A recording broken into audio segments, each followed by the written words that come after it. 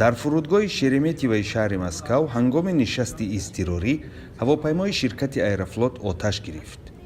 хабаргузории Итартас иттилоъ медиҳад, ки дар ҳавопаймо 73 мусофир ва 5 узви экипаж ҳузур доштанд, ки аз байни онҳо камаш 13 нафар ба ҳалокат расидааст. кумитаи тафтишоти Русия соати 20:50 ба вақти Москав марги 1 нафар ва ҷароҳати 4 каси дигарро тасдиқ кард. ҳавопаймои суперҷети истеҳсоли Русия дар хатсайри Москав-Мурманск парвоз дошт. баъди чанд дақиқаи парвоз экипаж нишасти изтирорӣ талаб кардааст. хадамоти Flight Radar гузориш медиҳанд, ки ин ҳавопаймо 45 дақиқа дар ҳаво буда, қабл аз нишасти изтирорӣ 2 дафъа дар атрофи Москав чарх задааст. ширкати Аэрофлот мегӯяд, ки аснои нишаст муҳаррикҳои ҳавопаймо оташ гирифтаанд.